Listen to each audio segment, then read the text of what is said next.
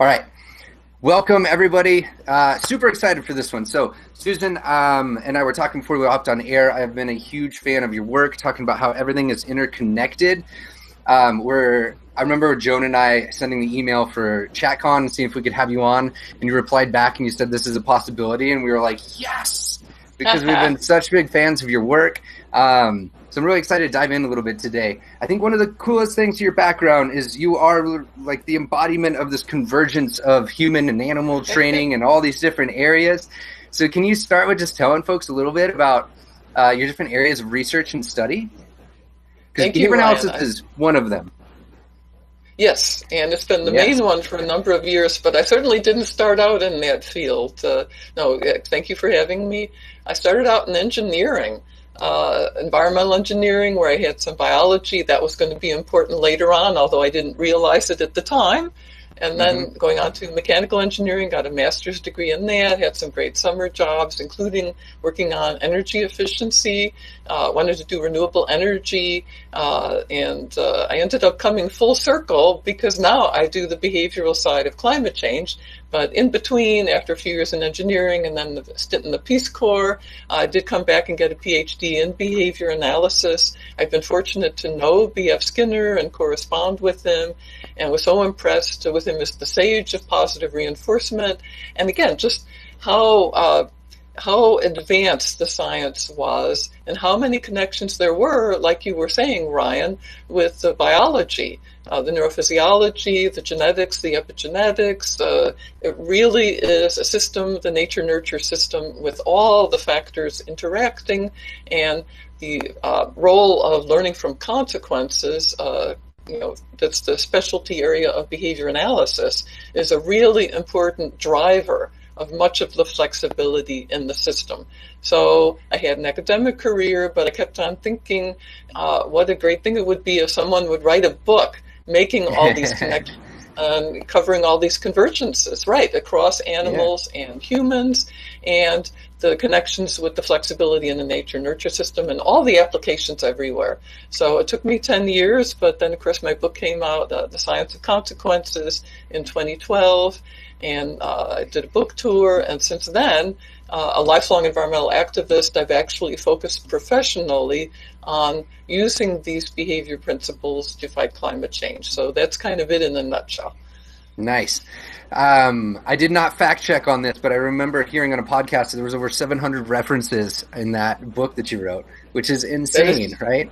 Yeah. No, insane is right. I wanted to be thorough.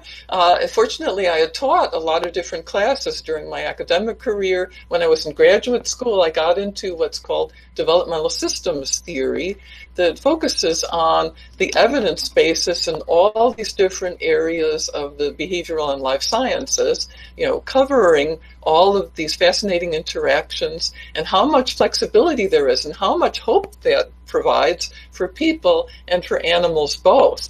Recovering from early stress, for example, and behavior analysis principles and clicker training and other forms of enrichment are well documented to do that. So it was just so exciting to see all these connections, and I never thought I would be the one to write that book, but I reached a point in my career where I realized that maybe, in fact, I did have enough background. It helped that I had a 5-year stint as the associate director of a developmental psychobiology laboratory. So, and again, I just like reading a lot, and that's what you have to do, of course, if you're going to learn about all these related fields and then try and tie them together. Yeah, it's fantastic. So that I was telling you before we went on air, like this is one of the books that I'll hand off to people. As it's been awesome. Anybody that's interested in science and interested in like, oh, the world's kind of like interconnected. This is one of my go-tos. I usually have 3 or 4 on the shelf where I'm ready to be like, here, go read this. Last year we had a raffle at the event, and we made sure I included 3 of those, I think, 3 copies of those to hand out. Because of that, it's just like, hey, like if you're looking for something that's like a go-to resource, that'd be awesome. And I think that's a lot of materials out there are just kind of like a slice of the pie rather than trying to represent the whole pie. And probably because it takes so much work to do that sort of thing. So thank you very much. You're welcome. So could you give us maybe like an example of just how interrelated and connected things are? Yes, one of my favorites concerns connections with genetics. It turns out that behavior can even alter the very definition of a gene. Although in this case it's classical conditioning, and that's Pavlovian principles, and not the operant principles that are the main focus for animal and human trainers. But they interact. Again, everything interacts, right? That's the lesson here. It's a system. All these variables play with each other, and so we have these relationships between Pavlovian processes and operant.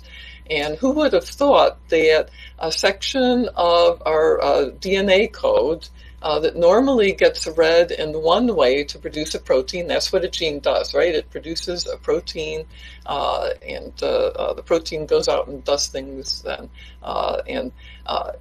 Because only about 2% of our DNA actually codes for proteins, there's always this process of cutting and splicing along the length of the gene to produce the codes for the protein.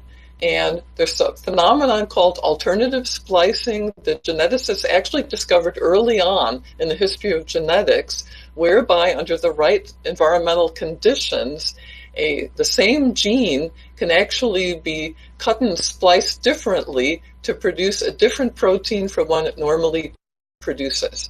And for a long time, they thought that was very rare. Now we know that it's actually not all that uncommon. It's still not the norm, but it's not all that uncommon. And among the environmental factors that can cause this to happen, is well documented in rodents, is classical conditioning. You do that and you reliably get a particular gene going through this alternative splicing so that it codes for a different protein than normal. And I think given what we know about all the other connections with genetics, epigenetics, and neurophysiology with operant principles, that's the learning from consequences, the reinforcement learning principles that we're all more familiar with, I would be very surprised if that's not having the same effect.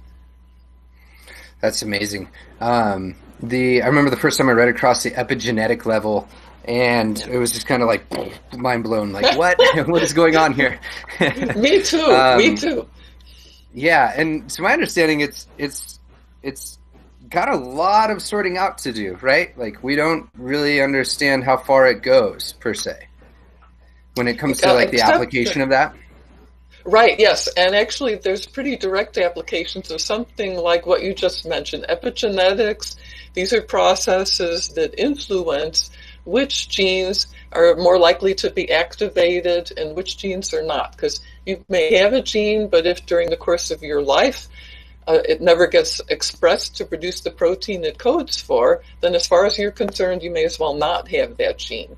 So the ability to activate and deactivate gene expression is a critical part of the genetic system, and operant principles like clicker training or just positive reinforcement methods in everyday life, behavior analysis principles routinely do this.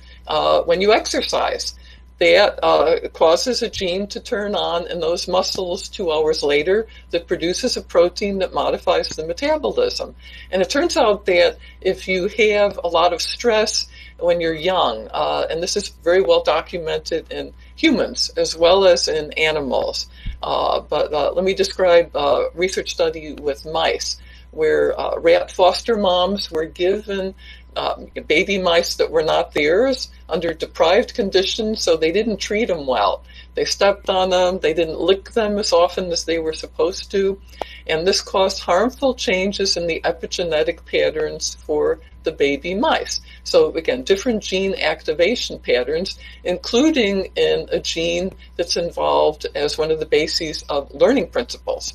So direct connections with us, and again, stress certainly involves a lot of behavior principles, but we also know that extra enrichment, like the chance to do operant learning, like what we do with clicker training or in human training or just everyday life when we have reinforcement possibilities and enrichment, and that can reverse these harmful epigenetic changes, because that's one of their characteristics. What we experience and what we do during our lifetimes changes these epigenetic patterns, and they can reverse back and forth. And fortunately, those who do have harmful epigenetic effects due to stress when they are young often can recover through the magic of behavior. Yeah. For the behavior analysts out there and myself, like that seems to be so like not really apparent or neglected when it comes to us learning how to work with human behavior. Like that whole area, what you just described, could alter an entire history of someone that I'm trying to help out, right? And how I go about helping somebody. Yeah. Exactly. Very much. There is an active field of research called behavioral epigenetics. My colleague David Moore has a book that I can recommend on that, and it's a very hot area of research. There are a lot of applications, and what we do as trainers certainly is having an effect on the epigenetics and vice versa. All right.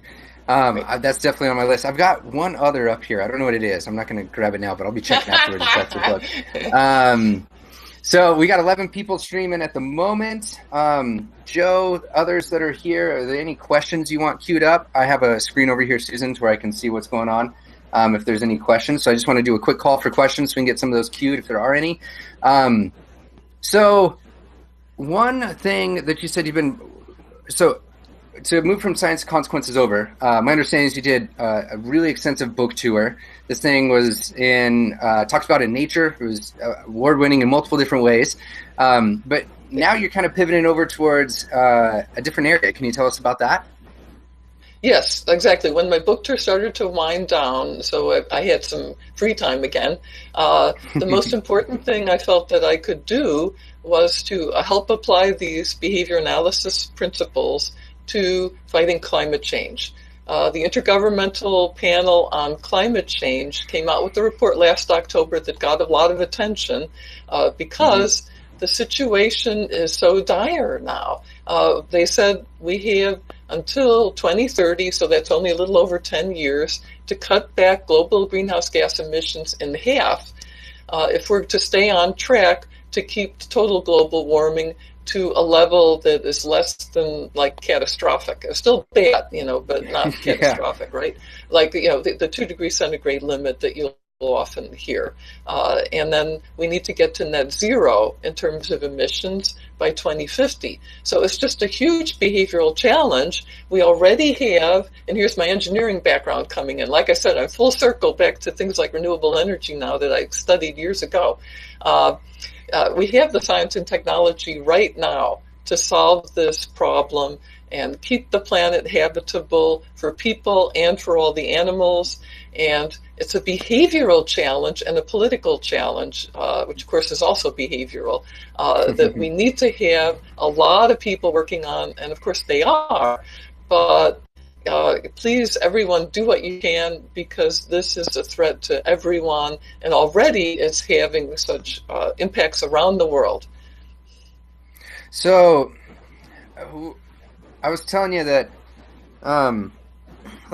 getting into behavior analysis, I was interested in the broad applications of how our science could be applied, and that's part of what we kind of do at CHATTcon. And this event is talking about how these different things come together. And we have a wide range of speakers. We got some folks in technology, people in the animal training world, the human training world, and for me, it's kind of, I think, a question that many people maybe have, and I had at one point in my career is, so if I'm interested in this working on climate change in some sort of way, like there's some resources I can go read up on.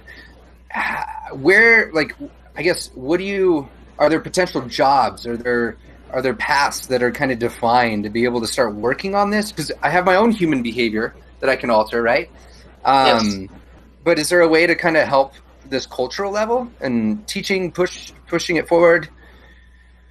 Yes, I gave a workshop at a behavior analysis conference just a couple of weeks ago on behavior analysis and sustainability that included ways in which those who are in that area could be involved professionally, but of course everyone can be involved just in their own lifestyle and in being active in their communities, joining organizations, national and international, that are working on reaching sustainability. So, and I have actually an annotated book list of 50 books I've read over the last 10 years in sustainability and climate change that's available on my LinkedIn site, and that's a public site. I'm Susan Schneider 7 for anyone who is interested in that. Yeah, and it's, categorized. I have my top favorites at the beginning, and then several categories. And there's just a wealth of resources out there. Drawdown was the big climate change bestseller of 2017. That's one good place to start, and it's inspiring and hopeful. Okay. Yeah, because I feel like a lot of it that I end up reading is like, oh, we're in a really tight spot. Yeah. And it seems like a lot of the major influencers or people that may be able to help accelerate this don't always support or believe even that this is an issue. Exactly. A good resource for any climate change skeptics that any of you happen to know would be a website called skepticalscience.com. It has a whole list of the misunderstandings and very detailed evidence-based responses with the sources duly noted and figures and equations and things. There's a basic explanation for each, and then a more advanced one for people who want to know more about the nitty-gritty mathematical details, for example. So that's a good spot. Groups like Sierra Club have a good web pages on climate science. That's just one example of many. Union of Concerned Scientists is another good resource. There's a good carbon offset webpage. There's a number of them. One that I like is called cooleffect.org, and it is endorsed by major international environmental organizations like Conservation International, National Audubon, our local public radio station here in California where I live, is because it's got third-party verification. And so for people who fly a lot, like when I fly, which I have to do for the book talks and climate change talks that I give, right? I always buy a carbon offset through that website, and they can calculate for you according to what flight you're taking, how much that you should spend. It's actually not all that much either, and show you which project is going to support. You can even choose. And so again, there's other websites like that too, but that one is one that I happen to know does seem to have a lot of standing and a good reputation. Okay, very cool. I was telling for those watching, I was telling Susan right before we went on that I value being as eco-friendly as you can, but my behavior's not always there, and it's one of those things that I look at I need to progress on forward. And I found myself in the last year and a half or two traveling a ton to create videos and help share what's going on in behavioral science. And when I'm sitting on those planes and flying over, I've got 3 coming up later this week. Ooh.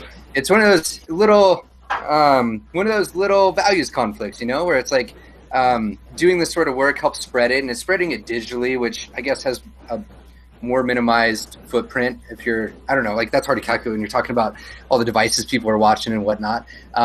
It's definitely putting it out there and helping that sort of way spread awareness to things. But I'm still sitting on a plane 60, 70 times a year. So it's nice to know that there's a resource there to at least try to offset. Exactly, because for some people, it's an essential part of their job, and it's hard to cut back. Let's hope we get the technology that eventually will make that possible. Yeah. So this is a little bit of a tangent. We didn't plan on this one, but when it comes to electric cars, I know there's even been talks with Elon Musk at conferences about electric planes, and how promising is those sort of things? From a behavioral perspective, I think we see a lot of hype and a lot of talk about things like Tesla and whatnot. Is that the way that you see these sort of things going? Yes. Again, obviously, I've read a lot about this subject over the years. I've been following climate change since the late 1980s when Bill McKibben's book, The End of Nature, came out, and James Hansen testified in front of Congress about this. And again, I've got the engineering background, so there seems to be, there has been, of course, a very strong consensus among climate scientists for decades now there is a pretty strong consensus, too, about the direction that we want to go, although there's some disagreement about the details and about how fast we need to get off all fossil fuels. Some experts think that natural gas is the transition fossil fuel of choice, and that we shouldn't worry too much about cutting that back for the next decade or so anyway. Others feel like we should switch to renewables even faster. So there's, not total disagreement on the details, but I think one where there is a great deal of agreement is electric cars. The sooner we can switch to that in areas where the electric power is mainly from renewables, or again, to a lesser extent, natural gas, and not coal. Again, coal, every scientist that I've read on this agrees. It's just unfortunate. It's an unfortunate fact, but it's just a very dirty fuel. There doesn't seem to be a cost-effective way around that, and so we need to get off coal very quickly. And so in situations actually where your electricity comes mainly from coal power plants, electric cars maybe ought to be something for the future when the green energy is in and the coal is out. But for right now in my own state of California, there's just no question about it. I mean, electric cars, even with the coal power plants actually, they're inherently more reliable than fossil fuel cars. They've got many fewer parts, and so they are going to be very important in the future, and they're very important now already. I think Norway is like a third of the people there drive electric cars now. It's something astonishing like that. Yeah, I visited there last summer. That was one of my treks, and I remember seeing, like, you could notice them on the road. It was a noticeable difference. And I was there with a couple other behavior analysts, so they were telling me, I can't remember the exact facts, but it was a surprising amount. There's a lot of government, the government is influencing that sort of stuff as well, but we all know, like, they have a very different social setup than us here in the U.S.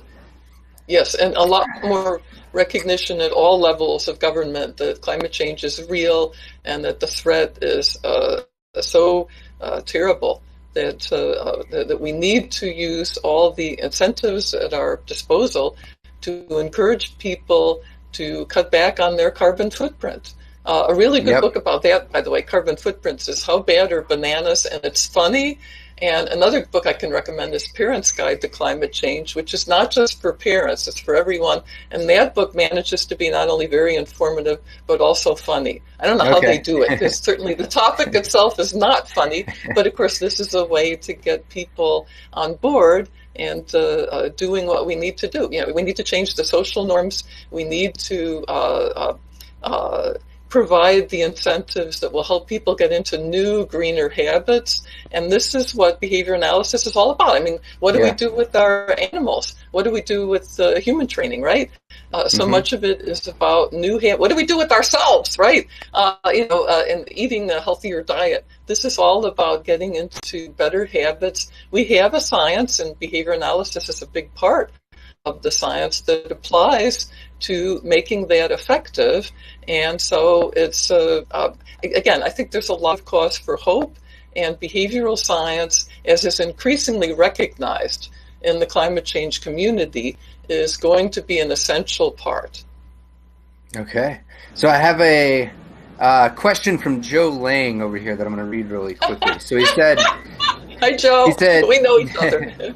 Yeah. So he said that though we can chip away around the edges, isn't broad political action really what matters? Yeah, if we can get it, it's reassuring in the United States how much individual states or local coalitions of states have been able to accomplish with cap and trade regional schemes and such. And in my own state of California, all of the incentives and laws over many years now that have meant that our greenhouse gas emissions per capita in California are only about 1/2 to 2/3, depending on who you read, of the national U.S. average per capita greenhouse gas emissions. And that's largely because of policy, right? So You're exactly right. And we certainly need to be working on that too. And that's how other nations, like New Zealand, where I worked for a year and a half, and so many of the European nations are doing better than we are. We're not the worst, but we still have a long way to go in this country, right? And yeah, policy is the big lever, there's no question. Yeah, he had a follow-up that looks like he said, can we really afford to fail to engage politically in the face of attacks on the environment? And I guess that time will tell, huh? Like the time to Well, act now and we'll already, see. yeah, well, exactly. There's still hope, but I mean, already we've had lots of people dying, climate refugees, millions of them. We've had 20%. I saw one figure recently of our coral reefs on the planet are dead. The prediction is if we only hold global warming to 2 degrees centigrade, and we've already had 1 degree centigrade warming since the Industrial Revolution, then we're going to lose 99% of the coral reefs. And there's millions of people that depend on the fish that use the coral reefs as nurseries, not to mention these are the tropical rainforests of the oceans, which huge biodiversity, an important part of the ecosystem. And we all depend on all these ecosystems functioning reasonably well. So it's already really pretty bad. All the fires, floods, droughts, more intense hurricanes, etc. This is something that we cannot defer any longer, and yet it's a kind of a classic tragedy of the commons where, it's so hard to make changes that are sacrifices now, and we have to try and minimize the sacrifice part, but there's no denying it. And to some degree, there will have to be sacrifices, right? So that everyone can benefit later. The economists agree, just from a financial standpoint, the savings are huge of acting now.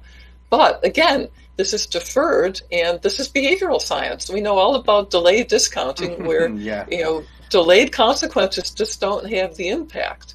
And people in developing nations, again, speaking of someone who is in the Peace Corps, people in developing nations are suffering disproportionately now, and they didn't cause the problem, but just it's human nature. It's hard to care as much about someone in sub-Saharan Africa than it is about someone in your own community. So we have a lot of behavioral barriers as well as the financial barriers. Yeah, a lot of so the last year and a half, I've been really pursuing how to share stories through video about behavior analysis. And one of the big takeaways that I try to communicate to people, I literally just recorded some words on this for a couple episodes this week, is that when you take that perspective, right, of those other cultures, it can totally shift and alter, and you realize what's going on. It's the one that's coming to mind quickest, but one of the cameras, so I have a couple different cameras. This lens is worth what, $800, which is, you know what I mean? It's a good chunk of cash, but it's literally an entire year's salary for somebody that provides services to someone with an intellectual disability over in Egypt. So when I was there for a week, and then at the end of the trip, I got a good, honest conversation with one of the people there. When she told me how much they made, and we talked through the conversion rates, I was just like, whoa, it is so weird, and so different from what we're used to. I find that so fascinating. Perspective taking was an area I studied for my thesis, simply because I thought that it would be really interesting. You can only be so effective if you have to understand their perspective and understand the situation. I get that you can't totally understand all of it, but the closer you can get, the better you can potentially understand their situation. But then from there, you need to be able to understand perspectives to be able to help understand how to influence systems as well, and seeing where people are coming from. But it just seems like such a hard thing to connect. From there, how do you then influence these cultures? And I don't know, climate change scares me, to be honest. When I start thinking about it, I literally question, should I have children in my life? I don't know. It sounds horrible what could be potentially down the road in 30 years, 50 years. Exactly. It is scary. Everyone needs to be scared. And you're exactly right. The perspective taking, I think, can be a really helpful piece of the solution, Ryan, because if more people learned about individual stories, not just the dry statistics, which work for some of us, but for a lot of people, they're dry statistics. It's hard for them to have the emotional impact that will be motivating enough to get change, right? So what you're doing with the videos in these other nations, right, where people are not as well off and don't have the resources to cope with climate change, is really important in helping people in the nations that are mainly causing the problem to do what needs to be done. Yeah. Thanks. I mean, I've got a long ways to go. One of the things that I think is most interesting is you can bring together this behavioral science methodology, right, and this understanding of things with that storytelling aspect. And like one fact that I've ran across is just that simply when you're creating a message, if you start to increase the statistics to these very large things, so if you say, one in 50 children in this situation experience this negative thing, versus if you were to say this story about this person and you tell that one story will perform better on average than a story about these large statistics. Yes. Which is fascinating. But it's like, I think we could pull some of those things that others know in advertising, in marketing, in these areas that traditionally behavior analysts or scientists don't necessarily like as much, but we could leverage them maybe and help communicate our science a little bit better. So it's a fun journey. See where it goes. It keeps me on my toes, that's for sure.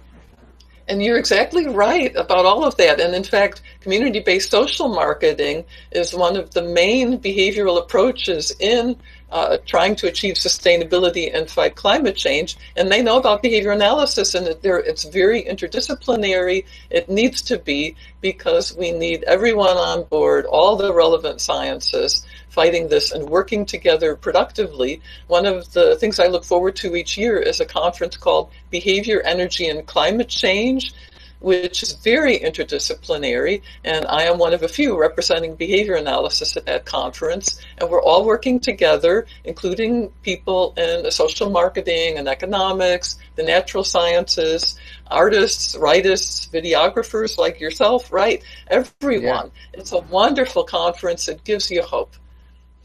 What was it called one more time? Behavior, Energy, and Climate Change. It alternates between Sacramento, which is where it's going to be this year in November, and the DC area. Okay, energy and climate change. I got to write that down. Highly recommended. Highly recommended. That's over the hill for me. So I have two last questions to kind of wrap this up. First of all, what are you planning on talking about at the conference this July?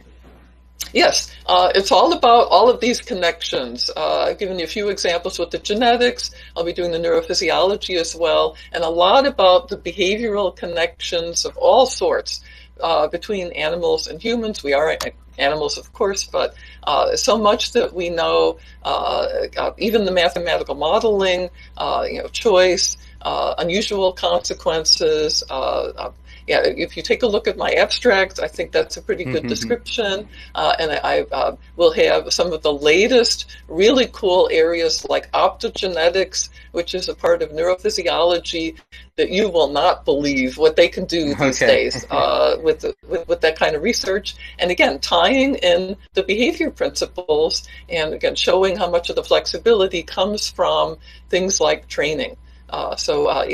Really looking forward to that. I'll be starting to work on updating that soon.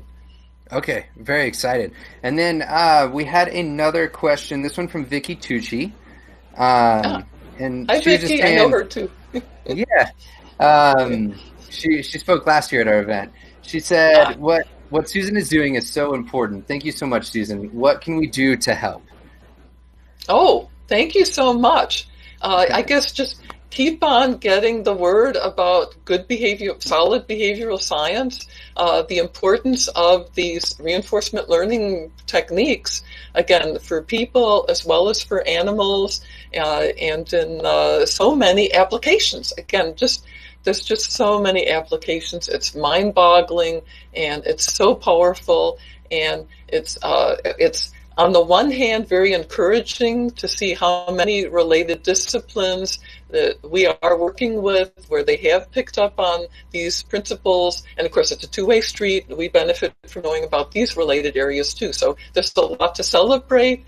But then there's the areas where we have not had as much of an impact, but we could, where it's kind of frustrating. And so we just need to keep on trying to get the science out there. It's a wonderful science, as we know, and training is just one of many applications.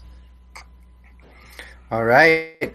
I love that. That's, I think, a good place to wrap up there. We'll see Thank you for everybody that's been viewing. I tagged you in this post on Facebook. I don't know how much you venture onto social media, but it'll be there. We can continue handling questions if anybody has any afterwards. Sure. I always do a call to tell everybody, like, hit that little heart button. It's really cool to see those things fly up and be able to see it. Sean Pogson over in the UK said, keep pressing the lever with a heart. Thank you, Sean. That's it. Okay, cool. So I'm going to end the stream now. We'll see you all there. Susan's at our events, Convergence of Human Animal Training and Technology in Seattle, July 19th, 20th, 21st. Super excited. Thank you so much for your time today. Thank you, Ryan. This goes up there as one of the pinnacles of the people I've got to talk to online. It's so awesome. So I appreciate it. Thank you very much. All right. So the live videos